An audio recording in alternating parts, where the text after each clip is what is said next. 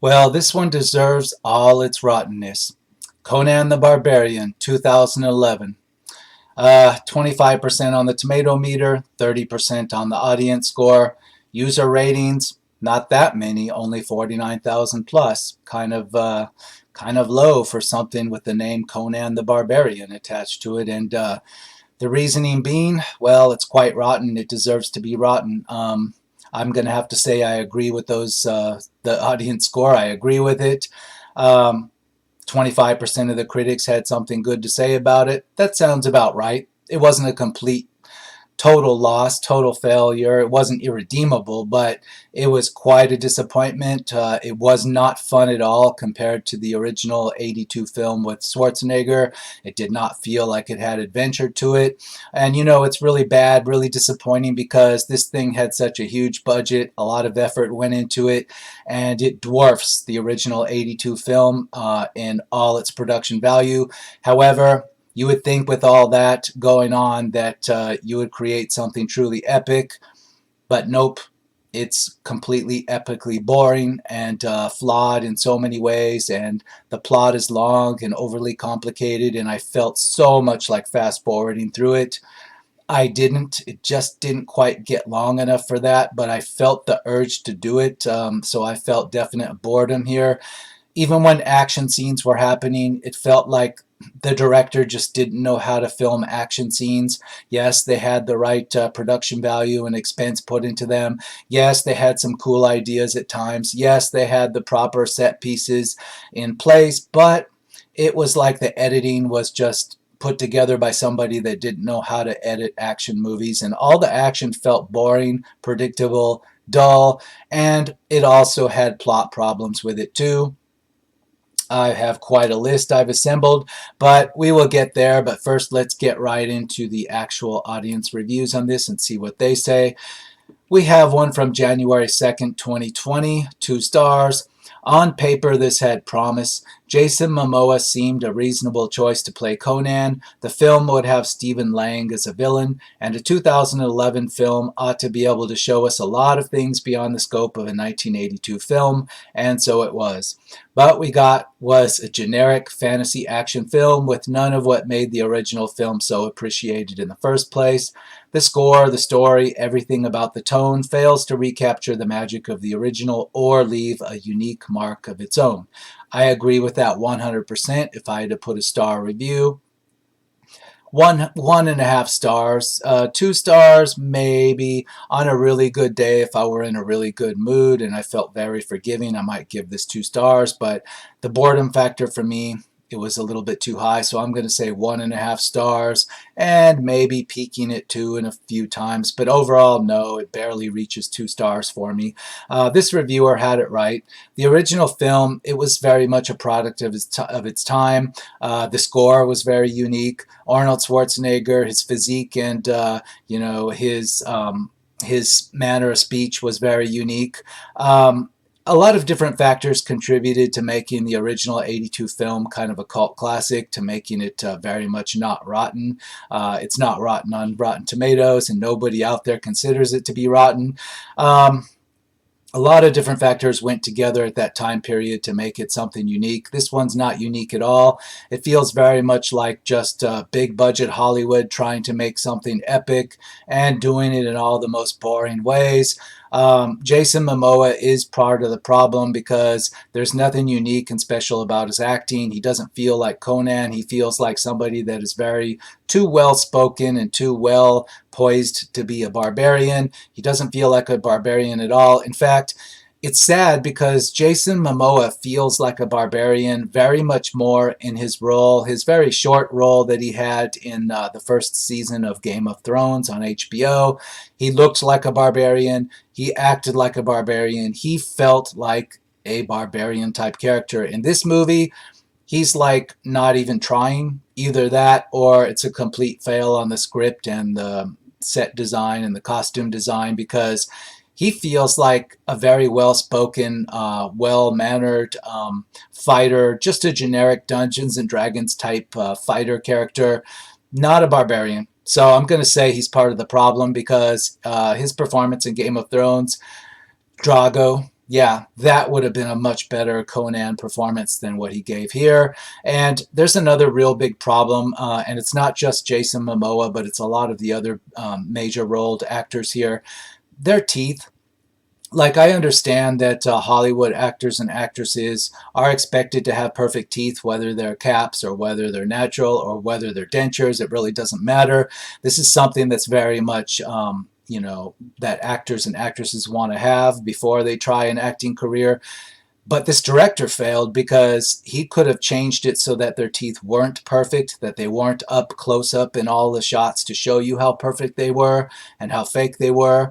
You can't have barbarians in some kind of ancient land during ancient times where all this dirty, nasty, gory type of violence is going on. It's very brutal. Yet everybody's teeth is perfect. I mean, like textbook perfect, better than my teeth would ever be. And I don't have bad teeth at all. That's a fail of the director, complete fail, because yes, of course, actors, actresses, perfect teeth, but it's like the director wanted to show you their perfect teeth. Like, even the way the shots of them were framed, it's so that you would definitely notice they had perfect teeth. And I don't know what the director was thinking. That's just, I know it's a nitpick and it's something small to talk about in a big movie like this, but you just can't get into something called Conan the Barbarian when, it's like a lot of it is like a commercial for Crest toothpaste or something, It just didn't work for me. That's why I'm just bringing that up right off the bat. But let's go through some more audience reviews. 3 stars, November 7, 2019. Generally, I'm not a big fan of sword and sorcery epics. Didn't they reach their milestone in the late 80s? Anyways, big hair, rippling muscles, bad guys with weird costumes, goofy princess bimbos. What's there to add? Well, since this is 2011, the answer is motherfucking 3D. The new Conan the Barbarian, because of course movies like this need to be updated, is filled with male testosterone, primal screaming while thrusting things in the air. This happens at least 3 times, and enough cheese. Well, I'm going to agree and disagree with this reviewer. There wasn't enough cheese in this, I'm sorry. There was some, but not nearly enough. The original Conan and even its kind of made for kids type of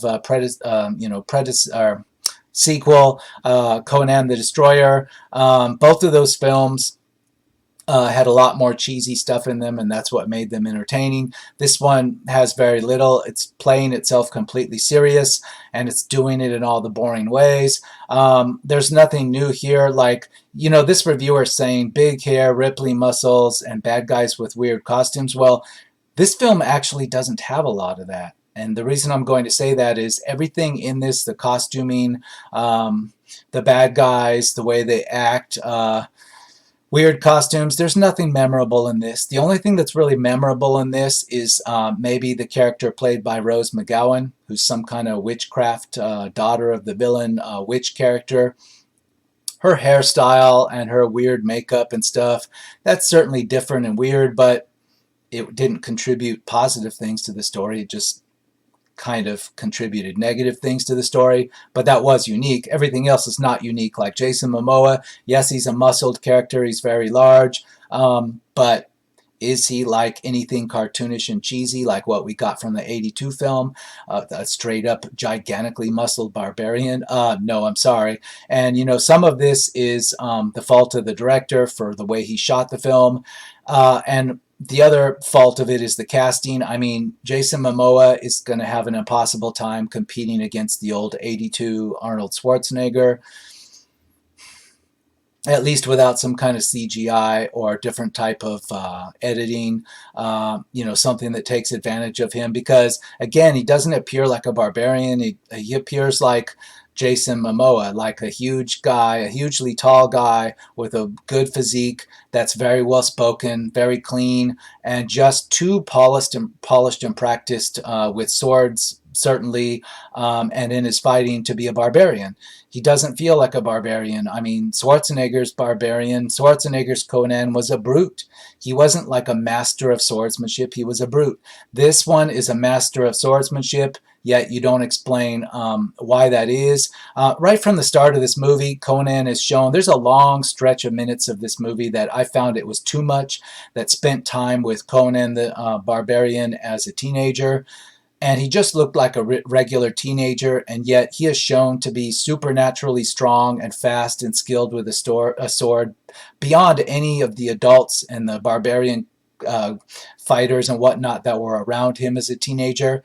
So right away, you're led to believe that Conan has some kind of supernatural strength and ability. Yet later in the movie, that just kind of goes away. There's a couple of scenes where he seems to be supernaturally strong, and then again, he's just reduced to being a very well skilled fighter and nothing special or interesting or edgy. It's very strange, and I think a lot of people out there, they're saying that they enjoyed the first part where he was a teenager, but I found that to be the worst because that set Conan up to be a very, smarter than everybody else kind of sword fighting student, teenager, and supernaturally strong for no reason that we could figure out why. Yes, his mother gave birth to him in battle, but so what? I mean, you're going to have to give us something more to make him believable as some skinny teenager that's also got supernatural strength and can defeat multiple warriors. I mean, it didn't work for me at all, and it just went on like that throughout the movie. A lot of stuff didn't work. Let's read on. 2.5 stars, October 2019. A decent movie, not a very good movie, and certainly not a great movie. When I ordered this movie, I believed that I was ordering the original Conan the Barbarian with Arnold. I'm sorry. Sorry about that. I watched this version with an open mind, but was left wanting for several reasons. I felt the story dragged in places and changed directions a couple of times. The actors weren't that handsome, attractive. There is something about Jason Momoa's face. Syphilitic birth, genetic disorder. Yeah, Jason Momoa's face, I mean, I don't know. I'm not going to say it doesn't work for, Conan, but just his body proportions and how he moves and whatnot, and how well spoken he is and how great his teeth are. That does not work for Conan for me. Let's just put it that way. If you went into this film expecting something like the 1982 film, then there's no way you were going to come out of this not thinking it's rotten. But it's just rotten. Like, even if you hadn't seen the 82 film at all, you didn't know anything about Conan and you went into this, you would have just been bored and considered it just a generic, very overly long and drawn out movie that's trying to be epic, but it never is epic. And this movie has a lot of flaws in the moving around. The original Conan, the Barbarian, it gave you a sense of adventure. It didn't have a big budget, but there was a sense of traveling through a different world, an ancient times brutal world. And you got the sense that you traveled around through these different landscapes. In this movie, you have such a high budget, and you have such high budget put into set design and CGI effects and props and whatnot. But yet, the movie doesn't feel connected. It doesn't feel like an adventure. It feels like you're in very different weird scenes, and you don't know exactly where you are at any given time. And for example, in a modern movie, like if you're in like say an Avengers movie, you'll get your words on the screen that say Moscow or New York or Los Angeles or San Francisco. Well, that works in a modern set movie because we know where these places are, right? Even if you have words on the bottom of the screen that tell you you're in some Romanian village and it names it at the bottom with just the name of the village, that still works because we can find these places on the map. We know where they are. It doesn't work in a Conan movie set in a fictional world because, yes, you can put like some name of some remote city or some area like on the bottom of the screen and just show us that picture, a shot from a distance of that. But we still don't know how all these different locations relate to each other. They're just disconnected random places, and by the time you get to the first mythical place to the second, you don't even remember the name of the first mystical place that you were in before in the previous scene. It's very disconnected. It doesn't work. You have no sense of travel between these places. You could be in any place in anywhere because you can't even, you're off to 5 or 6 different fantasy locations where they just put the name of it at the bottom of the screen, and 20 minutes into the next scene, you don't even remember the name of the last one or where it is, and you couldn't possibly know how much distance was between these locations or how they related to each other. And we go across the ocean at one part of this movie, and you don't know where, what ocean, which direction, like how it connects these places together. There's no sense of scale. So there's nothing epic about this. It's very weird. And this director chose to do a lot of work with like large cavernous looking tunnels connecting places together, which is fine, but it's overused and it's not exciting after you see it the first time, and you're just wondering why would people like choose to build cities that you have to get to through this long cavernous tunnel. I mean, it doesn't make any sense. And there are other big problems like the villain. He's traveling around in a ship that's being pulled across land by a team of elephants that at one part the elephants are underneath the ship somehow carrying it around the landscape, and then at another scene you see it from a distance and the ship it's on some kind of wheels but the elephants are not seen anywhere. What, like, why would the villain need to tow his army around and tow his ship around across the land? At first I thought that we were going to see the villain like transporting his ship from one ocean to the other, etc. Like you're hauling it from the ocean to a great lake or something. But no, he just likes to travel around in this gigantic ship and pull it around with teams of elephants and whatnot. And it's completely ridiculous. And it shows him pulling this ship through, canyons that are too narrow for the ship to possibly get to, and too rocky and over terrain that where it makes no sense. And it's obviously the ship has been towed along remote roads that are way too narrow to have had that been possible. It's completely weird and I don't understand any of it, and I never even understood where the hell I was in this film at any given time. And the film ends in this gigantic underground city type area where you're not understanding why there's this giant ancient city underground to begin with, and it's somehow over this volcanic cavern, and none of it makes any sense. It's just like somebody that was really into a set design budget had a lot of money to spend, but they didn't have any money to explain the logic of any of this or how any of this made any sense whatsoever. It's a really big problem for me watching this. I found it so boring just to see location after epic, supposed epic location that made no sense. And you can see that it's just a green screen with an very nicely done matte paintings and visual effects put into the green screen to make you look like you're at another location. And what was the point of it all? I don't know. I still don't know. I watched the whole thing just wanting to fast forward it, and I felt very disappointed, and I felt like getting right into a rotten review and just ripping this thing apart. And I have quite a list. I'm just going to divert into my list and just read the actual plot problems themselves that are just plot problems. And right off the top, there's this story. This whole story is about an ancient mask that's kind of like an octopus face hugger type of mask. When it's fully assembled, it hugs your face like one of the face huggers in the Alien franchise, which is fine. It's got some magic to it. And the villain is looking for this mask. And the opening credits of the movie, there's a narrator who's played by Morgan Freeman for whatever reason. He's not in the movie. He's just the narrator at the beginning of the film because he sounds good, I guess. And Morgan Freeman's voice tells you that this mask from ancient times, it some kind of bestows some kind of power on the person that wears it. And it doesn't say what kind of power, but in any case, it was too dangerous. So after they defeated some evil guy in the past that was using this mask, they chopped up the mask into different pieces and buried the pieces in different remote parts of the world. Fine. And then the rest of the film is the villain and Conan trying to get the pieces to this mask.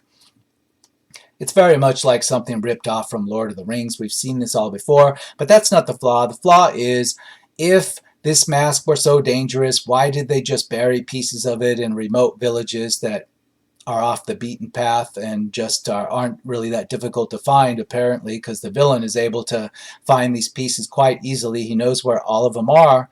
Doesn't explain how he knows. So he just easily collects the pieces from where they're buried in these little jewelry boxes and reassembles the mask. Well, if the mask were so devastatingly evil and bad for all of society, why would you choose to take an object like this and cut it into pieces and just distribute it around in jewelry boxes to be dug up later?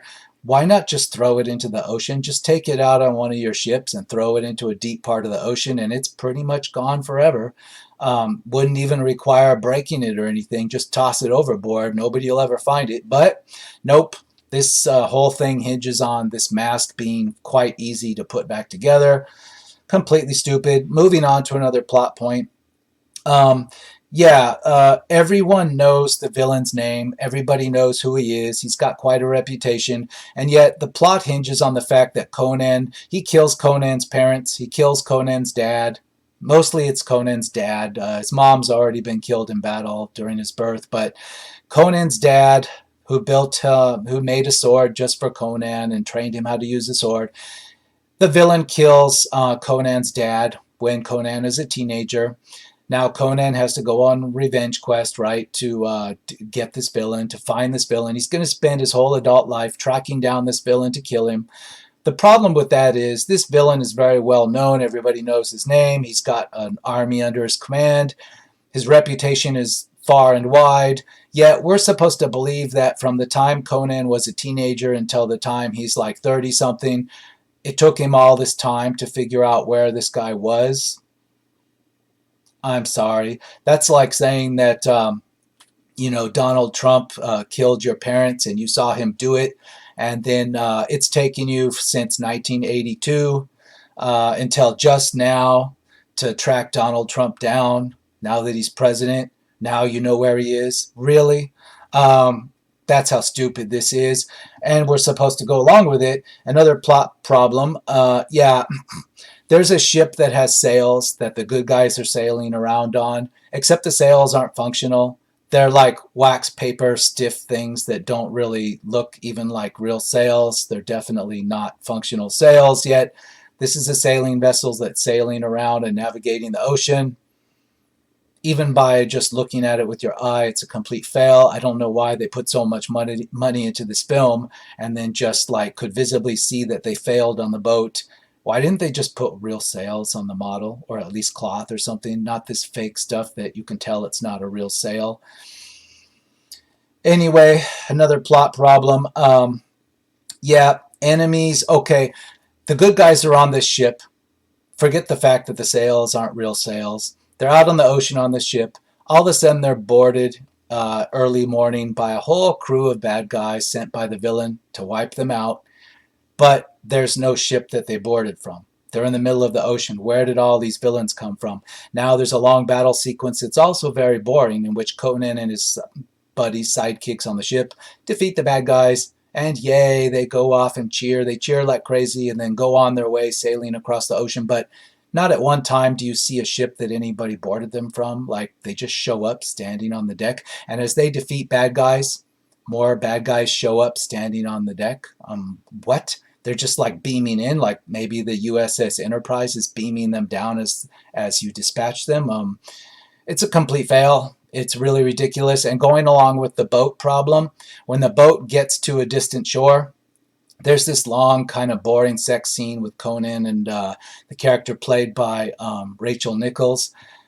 The sex scene doesn't really work, but my point is, they have this sex scene that's on the boat, and when they wake up in each other's arms, they're somehow in some weird horse barn on land somewhere. But they started out having this sex scene on the ship in the middle of the ocean, but somehow we're somewhere else in a barn now, and Rachel Nichols' character just runs off like on her own in the middle of the night to get captured by the bad guy, and Conan wakes up, and then he goes outside the cabin and he's in the forest, like a gigantic redwood type forest. What happened to the boat and all that? Like, it's very strange. Again, this is the director just totally shitting the bed on this one. The plot, again, yeah, you see the same ruined columns again and again across this whole world for no reason. You could say that if there were some ancient civilization that, like an ancient Roman city, like you see in Rome today, you see the old columns from the old Roman days in Italy. And they're there because that's where the ancient Rome was, and these buildings have just fallen down. They're made out of marble. But in Conan, we see these same marble columns. They're all over the landscape, all over on different continents, everywhere in the desert, in the forest. They're in illogical places off the side of the road, just a couple of huge columns crumbling. They're the same CGI columns, like copy and pasted all over the film. but they're put in illogical places. I mean, if you want to put them in one area and call that an ancient ruin, that's fine, because columns are designed to hold up the roofs of buildings, etc. But you're just putting them alongside the road in random remote places. Like, why would there be these giant columns just laying, just crumbling on the sides of remote parts of roads that everybody's forgotten about? I mean, it makes no damn sense. It's like complete failure. Whoever thought it would be cool, they just copy and pasted these CGI columns all over the world, and like literally you could just have columns just sprouting out of the sand on the beach, and the movie would be okay with that. And some of them had like chains and stuff, giant chains, not old rusted chains, but modern nice new steel chains hanging off these old ancient columns, like in just random places off the road where the plot needed them to be, so that Conan could use these giant chains to like trip horses that were chasing him, and etc. Completely stupid. And I'm not done yet. More plot problems. Let's see. Yeah, there's a gigantic octopus in the bad guy's base. It's in the underground part that I guess you can enter from the ocean. There's this gigantic octopus in a gigantic octopus prison that's designed to have the octopus arms able to come out of it and grab people. And what's the purpose of this? Like, let's say there was an octopus in an underwater cavern under your base. What purpose would you need in like designing some kind of elaborate cover stone for it to highlight the octopus? And like, what is the purpose of this? You just need to do all this elaborate marble and stonework just to feed people to the octopus. Like, there's a lot of stuff in this that's just like a set designer went crazy because it sounded cool and he had the budget. But forget the logic. There's no logic to this thing whatsoever. You're just scratching your head wondering, why would all this stuff be there constructed like that? It serves no purpose. It's just another set piece to look cool so that Conan can have another forgettable battle with another forgettable bad guy that makes no sense. Another battle that's edited so badly that it's not exciting and it's just dumb and you're just wanting to fast forward through it. Let's get back to audience reviews. 1 star, March 1st, 2019. Better than The Scorpion King and about on par with Conan the Destroyer. Scorpion King was better because Scorpion King wasn't trying to be something. It wasn't trying to be something called Conan. So Scorpion King, I can forgive the fact that it's not that great because Scorpion King isn't. It doesn't have the cachet that Conan the Barbarian does. But when you talk about Conan the Destroyer, Conan the Destroyer was made for kids. I did a rotten review on it. It is clear 100% that it was made PG, straight up for kids, just like a Saturday morning cartoon. It has laughably bad effects and whatnot, but it's straight up made for young kids. This is not. This film has a gratuitous amount of gore, guts, disgusting, slimy gore. Stuff that, yes, this is R-rated. The 1982 film was R-rated, but it didn't have this over-the-top gore. I mean, there's so much gore in this for the sake of just having disgusting gore that it's borderline horror movie type gore, and I was cringing at it, like not wanting to look at it sometimes. It didn't need to be there. It was over the top, and they put things in this movie just to be gory, to have buckets of blood and guts splash all over people, and just do weird things to characters. Like, there's a character that Conan as a teenager cuts his nose off. Okay, fine. But then later Conan has to meet him as an adult and he sticks his fingers inside his skull with, through his nose hole. And it's like, what is the point of all this? It doesn't add anything to the movie. The original Conan, even the Conan the Destroyer, the point I'm trying to get to is that Conan the Destroyer was PG. It was made for kids. It featured almost no blood until the very end of it, a laughably small amount. And yet it accomplished a lot more. It was a more fun watch, as a 12-year-old, I remember watching it, than this thing was as an adult, watching all this ridiculous gore that's hard to look at and doesn't make anything better. Like, the director thought that like just putting a shit ton of gore into this would somehow make it epic. I don't get the logic there. Let's move on. 2 stars, December 20, 2018. The 2011 version of Conan the Barbarian looks cheap and feels rushed. The few good elements are dwarfed by a generic, nonsensical plot and shoddy storytelling. What are the good bits? As expected, the action sequences are decent, and a strange thing to say, but the 3D is actually pretty good. I hate 3D films, but barring Avatar and T2, this is the finest use of the glasses I can think of. But the movie, the good ends here. The bad, first and foremost, the screenplay is lacking. Well, first of all, I'm just going to say personally, fuck 3D. 3D is not what we go to the movies for. We go to the movies for a story. I don't give a shit if it's 3D or not. And in a lot of cases, the 3D just distracts from what was good in the story. But let's say the 3D is fantastic. Big fucking deal. What about the rest of the movie? I know we have 3D, like where some films are shot made to be in 3D, and then other films are shot just as a regular film, and then they go in with post-production techniques and they add a 3D version to it, and that's usually worse than the ones that are shot with 3D in mind.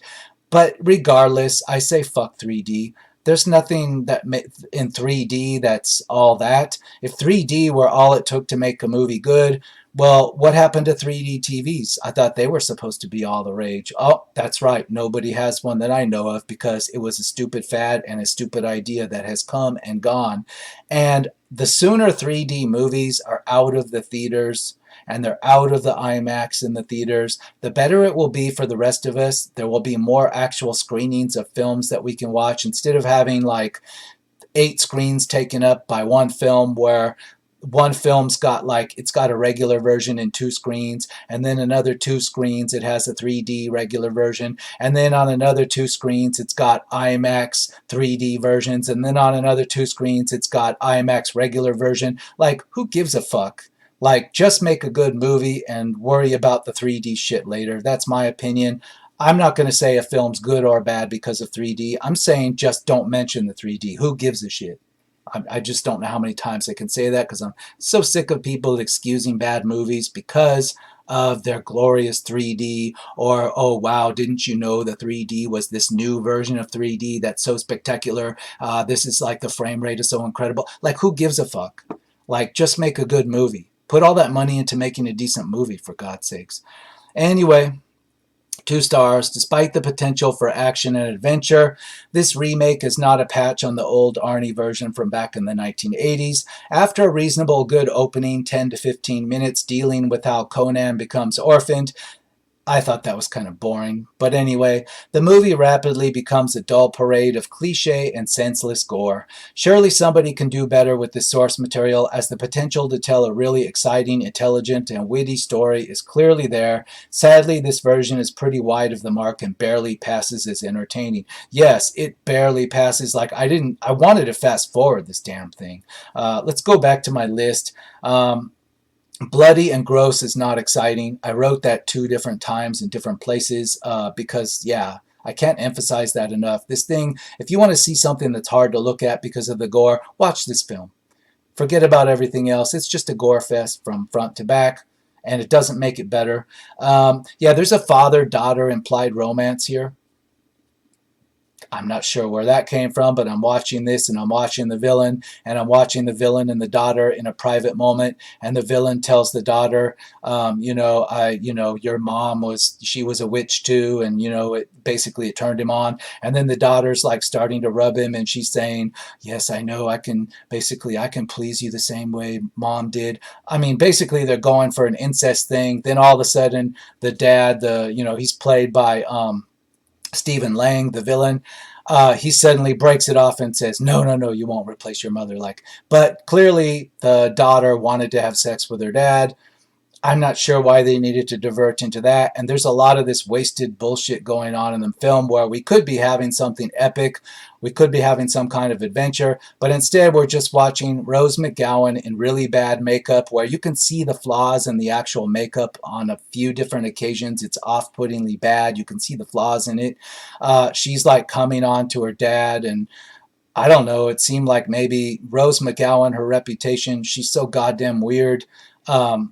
In my opinion, maybe she's the one that wanted to have the thing going on in this story. I don't know, but I don't think it needed to be there. What else is on my list? Yeah, weapons clearly strike Conan many, many times.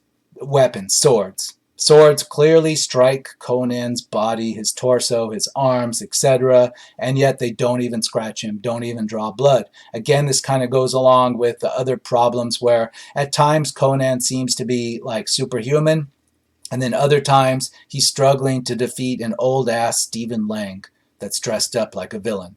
Really? You think that Jason Momoa, you think it's realistic to have Jason Momoa, all 6'7" of him or whatever it is, fighting Stephen Lang? And I'm not saying Stephen Lang's out of shape, but he's an old guy. It doesn't matter how much he works out. He's a small old guy. And you have him dressed up as a villain, and you have Momoa and Lang fighting each other, Conan and the villain, and they're somehow a match for each other, and Stephen Lang is kicking Conan all over the place. You know, it's very contrived. This movie has Conan and the villain having a fight like 3 different times. You know, it's like a video game logic. You have to fight him once, then fight him a second time with your girl nearby, and then you fight him the third time, and it's like the boss battle. But in every one of these battles, Stephen Lang has kicked Conan's ass. Really. This is Conan the Barbarian. Like, it just didn't work for me. And on top of that, Stephen Lang striking Conan and conjured up creatures, demon, like sand demon creatures at another scene, are conjured out of the ground by Rose McGowan's character, and they are striking, clearly striking Conan with weapons, bladed weapons. He doesn't get a scratch. He says, or whatever, but he never gets a scratch, never draws blood. Really. But Stephen Lang's kicking his ass all over the place. Okay, so what else do I have on my list? Yeah, Rose McGowan's skull cap type makeup thing has so many flaws with it. It's really, there's a couple of shots where you can see the seam in it, and it's really bad. And I don't know why the director couldn't see that and fix it, but he didn't. Director fail on that one. Yeah, the makeup's too perfect. Like, the female characters have perfect, flawless makeup, even though they're out in the wilds and they're supposed to be in a barbarian type setting. It goes along with the perfect teeth. It makes no sense. Now, if you were in Conan the Destroyer made for little kids, I can see that. But even Conan the Destroyer didn't do that. It wasn't that bad. But this movie is that bad, and it's supposed to be taken seriously for adults. It's got an R rating. Even a kids movie from back in the day, Conan the Destroyer, did this better. It seemed more realistic on that. So let's do a couple more audience reviews. 1.5 stars, February 3rd, 2018.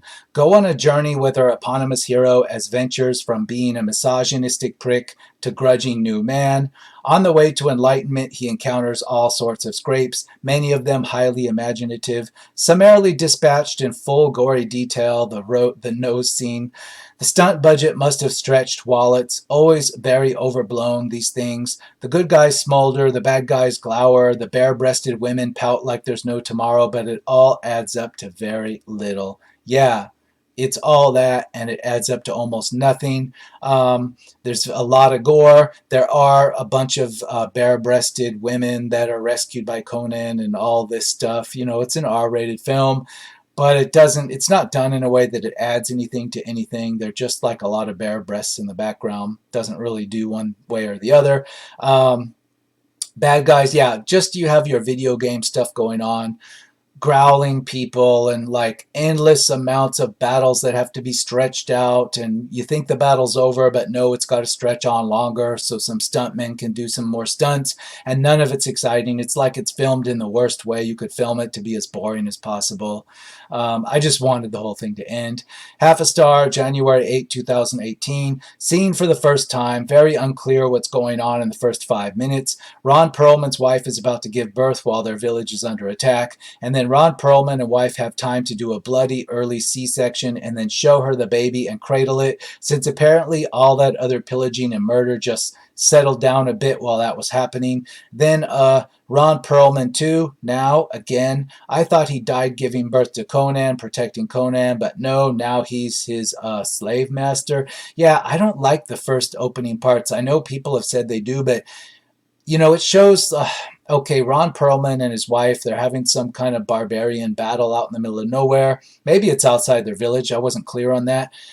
Yeah, Ron Perlman's wife, she goes into labor, or actually she's stabbed in the stomach, and it's, she's going to die. So to keep the baby alive, I guess the baby was close to being born anyway, Ron Perlman cuts the baby out of her, and then, this big battle's going on, but, it goes on all around them, but nobody happens to notice Ron Perlman's just standing there like an idiot holding this baby up into the air and growling.